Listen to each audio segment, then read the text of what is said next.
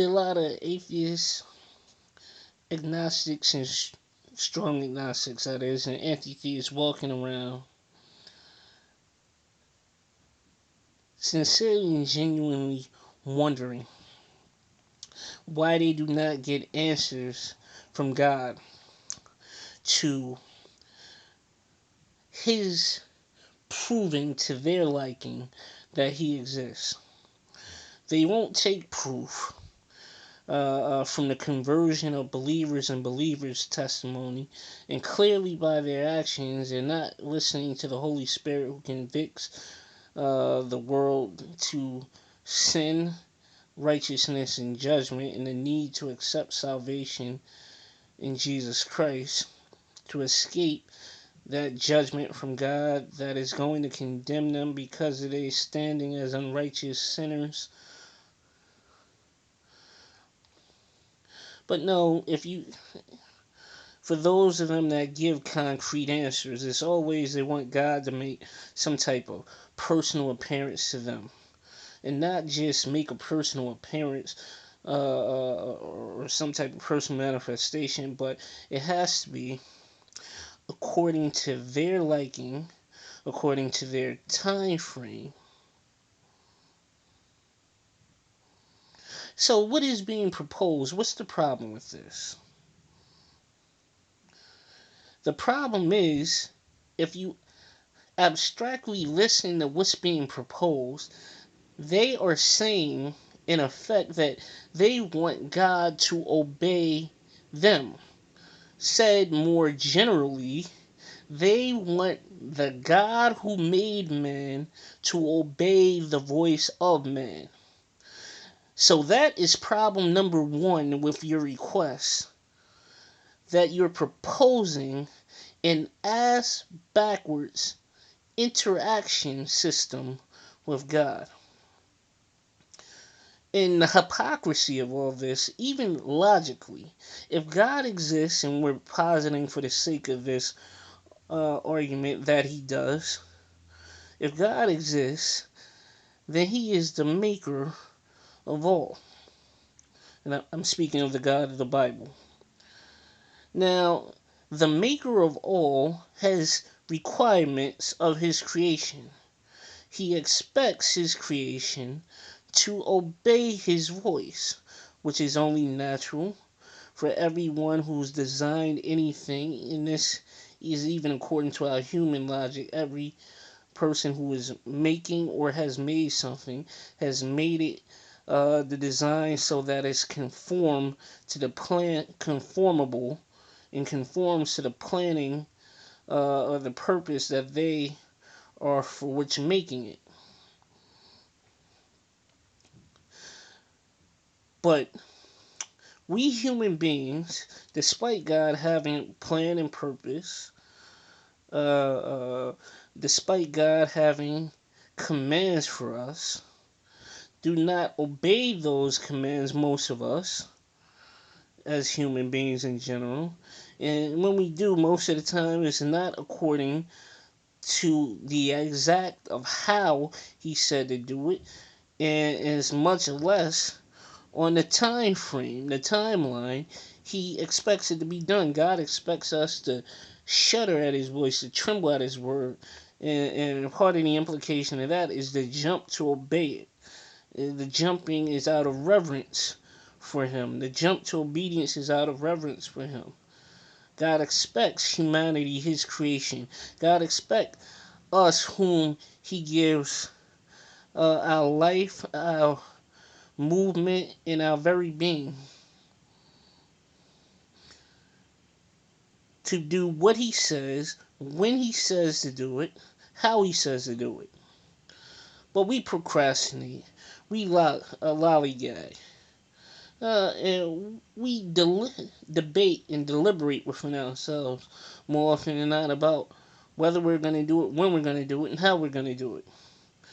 Now, if we the creation, we the subjects, we the dependents, total dependence, absolute dependence, treat God, our maker, our source of life, movement and the source of our being like this, why in the orange hell should we think that that very God of the universe is going to jump at our beck and call? Why should any of us presume that God is going to do what we tell him to do? He's going to do how we tell him to do it. And he's going to do it when we tell him to do it. When he's our maker and we don't show him that respect. Do you hear the foolishness of what you're proposing? God has already put into the world his communications with man. And we can talk about preachers, teachers, the gospel message as it comes through men, all we want. But that's not really the source of perversion, is it? Not, pardon me, the source of conversion. It's just an avenue. It's just a vehicle. It allows believers in him to participate in his work, to feel a sense of accomplishment and part of his plan, a sense of identifying with him.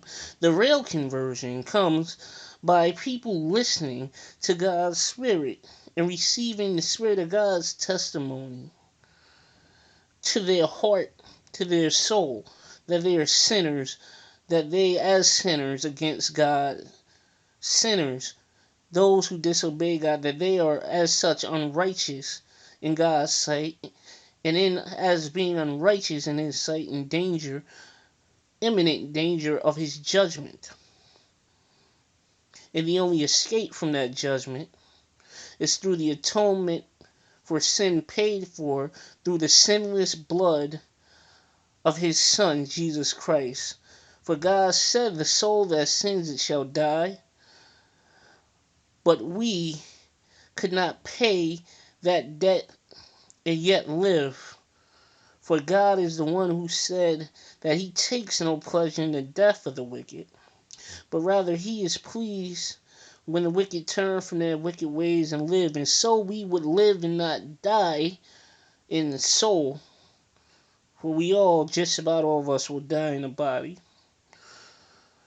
God sent his Son to take on the body of flesh and blood and fulfill the death that we owed. And he fulfilled it perfectly, for when he died, God said the life of the flesh is in the blood. Now he has given the blood upon the altar to be atonement for the sins of the soul. When he died and his blood was shed, that blood was sinless human blood, and that's why it pays for the sins of all the other sinners who also are human, partakers of the flesh and blood.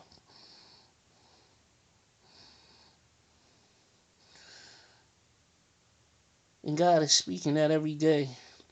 Beyond the preacher, beyond the teachers and evangelists. They're preaching and teaching this word, but they're not the power. The power is God's Spirit, and he's the one who's telling your soul these things and telling your heart. He's the one circumventing your mind and pressing the buttons of your soul. God is speaking this every day, all around the world. Why don't you obey him? Come to Jesus Christ so you don't have to be destroyed by God. God does not want you destroyed.